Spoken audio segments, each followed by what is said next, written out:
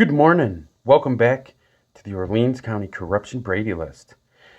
Today is March, the 9th, 2022, and here we have Judge James P. Punch.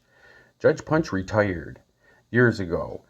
He was a prosecutor, he was a lawyer, he was the Orleans County Court judge, the Supreme Court judge, and now after he retired, he returns working for the public defender's office, assigning cases that he shouldn't be handling. Like in my case, there's a conflict of interest. This judge used to abuse me in the courtroom, abuse me.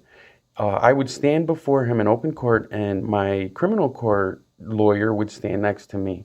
Judge Punch would close criminal court, open family court, where my criminal court lawyer would sit down and my family court lawyer would stand up, and he would open family court, abuse me, and tell me things like, Mr. Ortiz, there'll be no resolution in the criminal court case until the family court case is disposed of.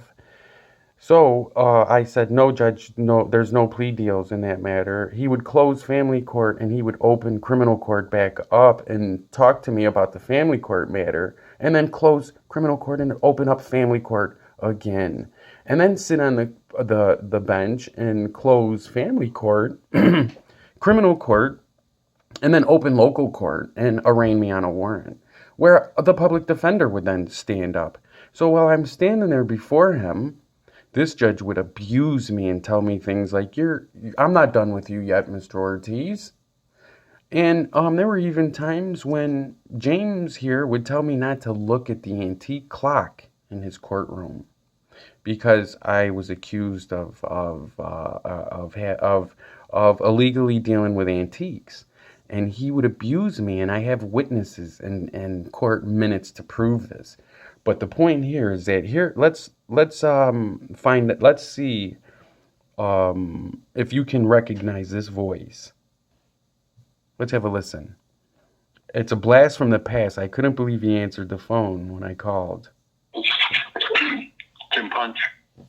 Good afternoon, Mr. Punch. This is Ken Ortiz, and I would like to know how I can get a message to the lady who's over the conflict attorney committee. The conflicts. Well, I'm doing the conflicts. Well, I was assigned.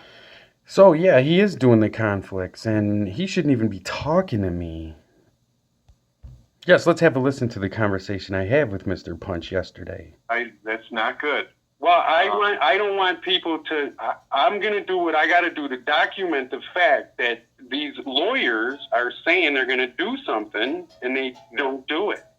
What you have to do, Ken, is ask the judge to relieve Mr. Penders. Why? She's already relieved Morbido. She's already relieved Michael Keefe. She told me she's not going to release anymore. Well, she will have to listen to your argument and go from there. But I can't do it. It has to be done by the judge. So raise it to the judge. It might be good to do it in writing and orally, so that she has it before you get to court. Well, I can't just reassign. He is the attorney of record, and that can only be changed by the judge. There's been 3 of them so far, Mr. Punch, and here's the problem is that when Michael Keefe handled my cases, he dropped the cases. He got a new job, and he's going to fill his vouchers out, and I'm challenging if he's just going to dump my cases and pick and choose and leaving his client at a disadvantage. He shouldn't be. I'm going to contest that. Then Morbido came on board, and now it's Mr. Ian Penders, and they're getting vouchers too, and they're getting paid. And I don't think that the taxpayers in Orleans County are aware that these lawyers can just say they'll take a case, they'll get assigned the case, and then they can go file a voucher. Yes, and that's my beef, is that these lawyers and this judge here is complicating my case. Michael Keefe was an attorney representing me, and he became intimidated by his colleagues in Orleans County. I believe that's why he won't work for me anymore. And now this judge has to reassign my case, and who does he give it to? He gives it to a Morbido guy. This Morbido guy, huge conflict with his father. So then, when I go to court, they ask for an adjournment. The problem is when you go to court and there's a problem with your lawyer, the clock for your right to a speedy trial is stopped.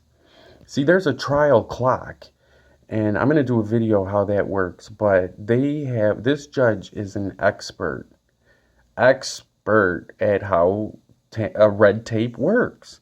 And then, and he's in the public defender's office, he's in the assigned counsel. He's talking to me. When there's a huge conflict of interest, he's handling my cases, and I have witnesses to prove. This judge would tell me not where to look in the courtroom, where not to look, and he would bully me. And now here he is as a judge, an independent person, hired by the legislature to work for the courts dealing with my case. And my case is getting entangled up. And these lawyers who come in are getting compensated when there's